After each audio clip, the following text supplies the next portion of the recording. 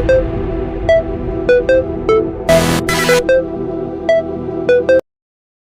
Friends, कैसे हैं आप सब। Welcome to rule of law. आज आपके लिए मैं एक बुक रिव्यू लाया हूं और इस बुक का नाम है the cases that India forgot by Chintan Chandrachud. तो चिंतन चंद्रचूड़ आपके present supreme court justice DY Chandrachud के बेटे हैं।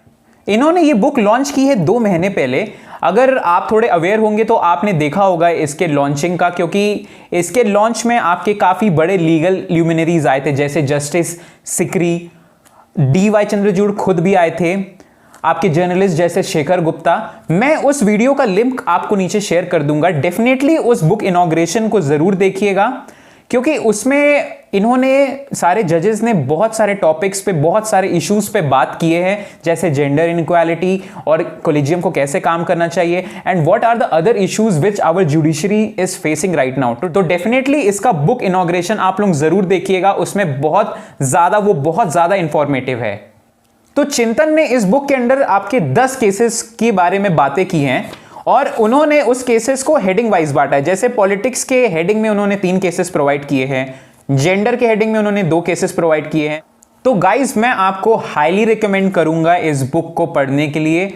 ये बुक बहुत इंफॉर्मेटिव है गाइस, क्योंकि इसमें से अराउंड 60% केसेस तो मुझे भी पता नहीं थे। ये बुक बहुत इंफॉर्मेटिव है, इसमें इतने इंपॉर्टेंट केसेस दिए हुए हैं जो हमें नॉलेज नहीं है, वो आपको जनरली नहीं मिलेगा। तो मैं सबको हाईली रिकमेंड करूंगा, चाहे वो लॉ स्टूडेंट हो, चाहे वो लीगल प्रैक्टिशनर हो, कोई भी डेफिनेटली इस बुक को पढ़े। और इस बुक की भाषा इतनी सरल है कि आप इररिस्पेक्टिव ऑफ कोई भी ईयर में हो आप अपने LLB के, आप डेफिनेटली इस बुक को पढ़िए, क्योंकि इस बुक को पढ़ने के लिए जस्ट आपको एक बेसिक नॉलेज की जरूरत है। ये बहुत इजी लैंग्वेज में प्रोवाइडेड है और डेफिनेटली इस बुक का मैं लिंक नीचे शेयर कर देता हूं कि आप इसे कहां से खरीद सकते हैं। तो इस बुक में मैं कुछ केसेस आपके साथ डिस्कस करना चाहूंगा। जैसे under the heading of politics इन्होंने Minerva Mills versus Union of India को शेयर किया है। हमारे दिमाग में जैसे एक बार आएगा कि Minerva Mills versus Union of India तो हमारे कॉन्स्टिट्यूशन के बुक में भी है, और बट इसमें इन्होंने एक बहुत डिफरेंट तरीके से रिप्रेजेंट किया है मिनर्वा मिल्स को, आपकी ग्राउंड रियलिटी को मद्देनजर देखते हुए। इसमें बहुत सारे हिस्टोरिकल फैक्ट्स हैं जो आपको कोई भी कॉन्स्टिट्यूशन के नॉर्मल एकेडमिक्स वाले बुक में नहीं मिलेगी। इसलिए मैं आप सबको बार बार कह रहा हूं, मैं आपको हाईली रिकमेंड कर रहा हूं, इस बुक को जरूर पढ़िए। इसमें ऐसे इंफॉर्मेशन है जो आपको जनरली आपको नेट पे भी नहीं मिलेंगे। It requires a very deep research. He has actually made an effort right this book. जैसे आपके मिनर्वा मिल्स में प्रोवाइड किया गया कैसे नानी पालकीवाला ने कितने ब्यूटीफुली उन्होंने आर्ग्यूमेंट्स प्रोवाइड किए थे कोर्ट में, और क्या हुआ आउटकम इस मिनर्वा मिल्स का, क्या इसकी हिस्ट्री थी, इन्होंने इस बुक में लिखा है इस चैप्टर के अंडर। अब हम आगे बढ़ते हैं। तो under the head of gender पहला केस है हमारा Tukaram versus state of Maharashtra. इस केस को हम लोग मथुरा रेप केस भी बोलते हैं और इस केस को मैंने कवर किया है इस चैनल पे। मैं डेफिनेटली लिंक शेयर आपको कर देता हूं। ये केस परफेक्ट एग्जाम्पल था मिसकैरेज ऑफ जस्टिस का, जहां हमारे सुप्रीम कोर्ट ने बहुत निराश किया हमें। इस केस में हमारी सुप्रीम कोर्ट ने दोनों एक्यूज, दोनों कांस्टेबल को एक्विट कर दिया और मथुरा को इस केस में इंसाफ नहीं मिल पाया। बट इस केस ने कैटलिस्ट की तरह काम किया अमेंडमेंट लाने के लिए रिगार्डिंग रेप लॉज। बट लोगों के बीच में इतना गुस्सा था कि मथुरा को इंसाफ नहीं मिल पाया, तो गवर्नमेंट बहुत प्रेशराइज्ड हो गई और उन्होंने लॉ कमीशन सेटअप किया अमेंडमेंट लाने के लिए लॉज में रिगार्डिंग रेप।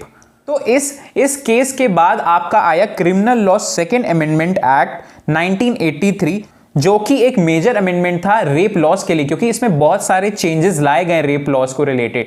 तो ये one of the very important case है। हमारा दूसरा केस है under the heading of gender RD Bajaj versus KPS Gill. यहां मिसेस RD बजाज आपकी सीनियर IAS ऑफिसर थी पंजाब केडर की, और मिस्टर KPS गिल आपके डायरेक्टर जनरल ऑफ पंजाब थे। इनको कहा जाता है सुपर कॉप्स भी, बिकॉज इन्होंने बहुत हेल्प किया था खालिस्तान सेपरेटिस्ट मूवमेंट में जो उस समय आपका पंजाब में चल रहा था।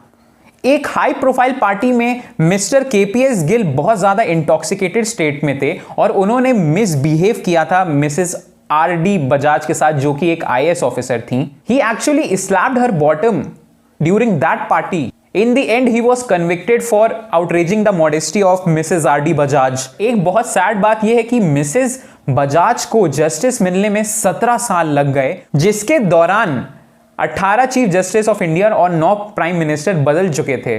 अगर under the heading of religion देखें तो हमारा एक केस प्रोवाइडेड है state of Maharashtra versus Champakam Dorairajan. ये एक लैंडमार्क केस था क्योंकि ये पहला केस था रिगार्डिंग रिजर्वेशन।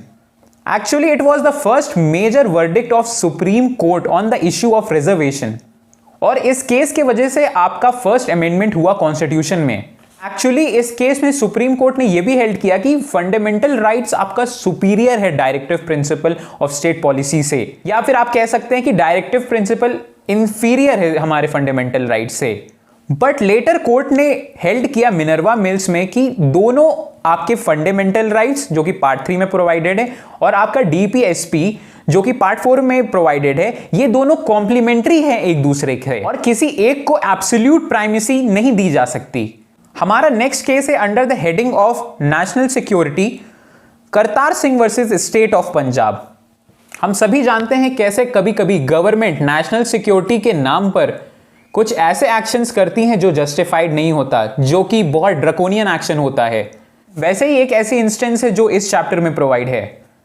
यह केस डील करता है टाडा से, terrorist disruptive activities act. Actually ये चैप्टर डील करता है टाडा के जर्नी के बारे में, कैसे ये लॉ आया, हिस्ट्री, कैसे ये लॉ बना, और कैसे इस लॉ का बहुत ज्यादा मिसयूज हुआ उन समय पे, क्योंकि बहुत लोगों का इलीगल डिटेन किया गया इस लॉ के अंडर, और कैसे ये लॉ ड्रकोनियन था और इसमें बहुत सारे डिफेक्ट्स थे।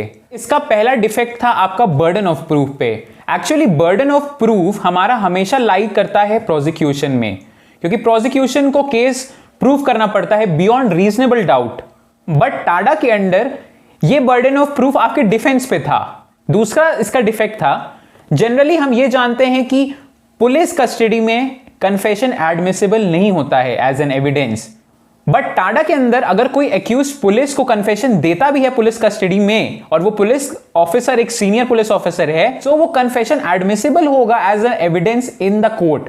इसका थर्ड डिफेक्ट था कि इसमें कोई भी प्रोविजन प्रोवाइडेड नहीं था आपके एंटिसिपेटरी बेल को लेने के लिए, और इवन इस लॉ में चार्ज होने के बाद बेल लेना एक बहुत मुश्किल काम था।